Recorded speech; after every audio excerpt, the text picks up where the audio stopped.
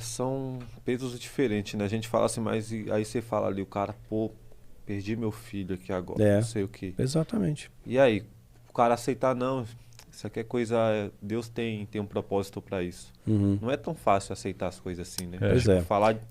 a gente falar de fora assim, não, tudo tem um caminho, tudo tem um propósito. Você fala, Sim. tem coisas que realmente como ser humano, não tem como você aceitar simplesmente, não é isso, a vida é assim. É por isso que Pois eu é. acho que se realmente. Eu acredito em Jesus e tal, mas eu acredito que a história tenha sido diferente. Por exemplo, uma mãe vendo o filho ser crucificado, aí alguém fala, ah, é por Deus, não sei o quê. Eu acho que não ligaria Eu fico pra imaginando a Deus. agonia É, dela ela ali, ia né? ver, não ia ficar, Mas glória ela, a Deus. ao longo do crescimento dele, ela sabia que ele veio na Terra com uma missão. Ela sabia que aquele momento ia acontecer. Ele foi preparando ela, será? Com certeza. Com certeza ela estava preparada porque ia acontecer. Né? Eu perdi um filho, né? Acho que vocês sabem, né? Não, pior que eu não sabia.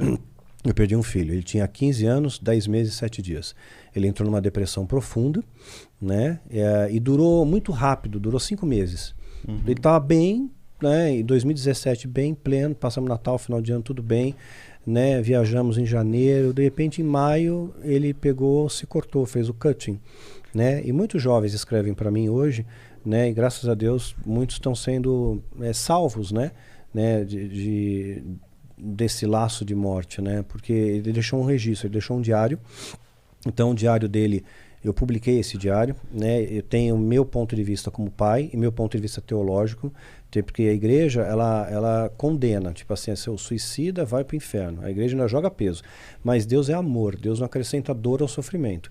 Seria o contrário do amor, não acrescenta dor ao sofrimento, né? E também a questão de Deus saber de coisas que eu não sei. Né? De repente poderia piorar aquilo, enfim, N coisas, né? E a minha esposa, médica, né, ela escreveu a primeira parte do diário, né, como mãe e como médica. Meu filho escreveu a parte do centro, quando ele ficou internado, ele ficou 22 dias internado numa clínica psiquiátrica. Ele escreveu isso ele descreveu a depressão, sabe? Para quem não entende o que é depressão, ele conseguiu elaborar muito bem o que é depressão naquelas linhas do diário. E no final eu dei o apoio, ponto de vista como pai, né? E também como líder religioso, né? Líder espiritual. Coloquei, né, que Deus não acrescenta essa dor ao sofrimento. Meu filho se suicidou. Né? Ele saiu da clínica, ele saiu bem da clínica, né? E de repente ele teve um surto e se suicidou. E é muito estranho, né?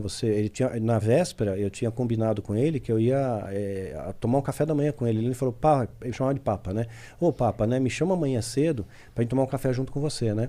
E quando eu acordei eu vi que ele não estava no quarto, né? Eu falei, bom, ele foi dar uma volta pela rua, ver que foi andar de bicicleta, eu vejo a bicicleta ali e tal, só que aí eu vejo o celular em casa.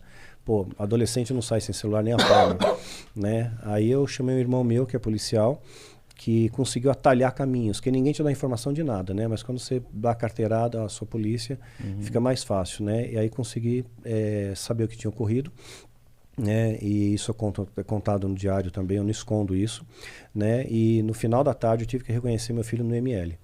E foi assim uma experiência terrorizante, né? Tinha quantos anos? 15 anos. Isso, Quase isso 16. Tinha faz- 15 anos, 10 meses, 7 faz dias. tempo isso? Foi em 2018. 22 de dezembro de 2018. Na época tu chegou a desconfiar que poderia ter algum envolvimento com o satanismo, algo do Não, tipo? não. Você entendeu a situação mesmo? Entendi a situação. Minha esposa tinha depressão. Então ele já herdou um patrimônio genético de depressão, né? E poderia acontecer ou não acontecer. Teve algum fator desencadeante, teve algum gatilho que ele entrou em depressão e teve traços borderline. Estava sendo tratado tudo, né? Mas, infelizmente, muitos jovens acabam optando pela morte em vez de lutar pela vida. E hoje eu vejo que pelo Diário do Micael não é comercializado, não ganho dinheiro com isso. Entra no meu portal, www.danielmastral.com.br, e você baixa gratuitamente, né? E eu recebo relatos de muitos jovens que, puxa, iam se matar e desistiram. Jovens que de repente, olha, eu pensei, eu estava escondendo dos meus pais o meu sentimento, tentando camuflar a dor que eu estou sentindo, a depressão que eu estou sentindo, né? E agora eu tomei coragem, contei para meus pais. Os pais começaram a prestar mais atenção nos filhos, começaram a ver, pô, esse menino está muito quieto, caiu o rendimento na escola, não sai do quarto, né? Não está mais socializando, tem alguma coisa estranha ali. Mas agora que depressão está sendo levada como doença, né? E só Sim. em algumas casas ainda. Acho que a maioria das casas no Brasil, se a pessoa fala que está com depressão, os outros vão falar que é frescura. Fala que é frescura. Não é? Exatamente. Agora que Tem tratamento. Eu faço tratamento para depressão, porque evidentemente, né, você perde um filho, você entra numa curva depressiva, você tem estresse pós-traumático, tudo. Mas como que você sabe que você tem depressão? Qual o ponto de saber não realmente? Quando eu acho que tu tem dificuldade pra seguir tua vida Sim. e tu enxerga que tu já tá tendo motivo pra não ter aquela dificuldade. Mas todo Aí tu ser fala, eu humano acho que tá tem faltando isso, algum... eu acho. Eu acho que é uma deficiência até química, cara, tá ligado? É química. É Você de produção você não química. produz mais serotonina, dopamina. Não vai ter nada que vai te deixar feliz, entendeu? Você precisa corrigir isso de alguma forma, É. seja com medicamento ou com terapia. Isso. Medicamento, aí É, O entendeu? Aí medicamento, tem uma ele interferência equilibra. Aí imagina. Ele química, equilibra né? quimicamente o seu cérebro, né? Mas aí você vai entrar num... Um vício. Tipo, como você vai injetar Não, eu já tô felicidade, começando a ânimo de desmamar. vida? Eu já tô desmamando, né? Já tô começando a tirar a medicação, né? Então, tudo depende de como você tá, seu estado emocional. Faço terapia também, que é importante, né? Pôr pra fora, extravasar. Terapia, você drena o abscesso da alma, né? Então, uma dor que você tem na alma, um abscesso cheio de pulso, você está drenando, você põe aquilo para fora, né? Num local que você não vai ter julgamento, ninguém vai te julgar. Você vai resolvendo, né? Vai resolver. Então Você eu vai tive entendendo o problema. ideações suicidas, cheguei a planejar suicídio, tudo, né? Mas aí eu falei, não, eu preciso lutar pela vida, porque Deus tem um propósito para mim, né? E eu não queria abandonar minha esposa também, né? Minha esposa é parceira de 27 anos comigo, né? E minha esposa faleceu tem 45 dias. Parada cardíaca, né? Foi dormir e foi do jeito que ela sempre pediu para Deus. Falou, Deus, se um dia você me levar, eu quero estar dormindo. Quero fechar os olhos aqui e acordar nos céus. E Deus atendeu esse pedido dela, né? Então, 45 dias ela faleceu. Tô sem a minha parceira aí. Pô, É. Lamento aí, cara. Pois é. É Mas complicado, né? mas eu não desisti de viver. Mas Não você tem desisti de fé, viver. né? Então, Tenho. não é, viver. não Eu é tenho- uma despedida eterna, né? Não é eterno. Eu vou reencontrar eles. No tempo certo eu reencontro eles, né?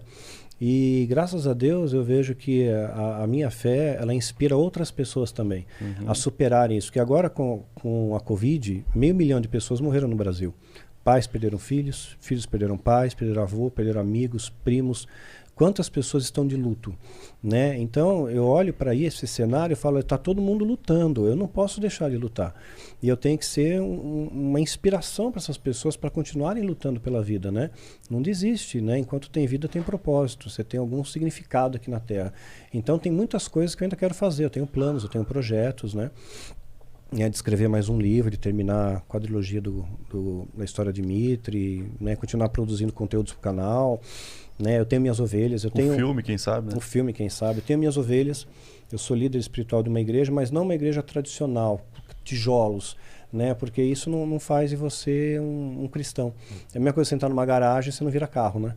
Então, né, não faz você cristão. Então, eu tenho um grupo de pessoas do mundo inteiro, é virtual, a gente tem aulas pelo Zoom, mas é grupo de estudo mesmo. A gente estuda não só a Bíblia,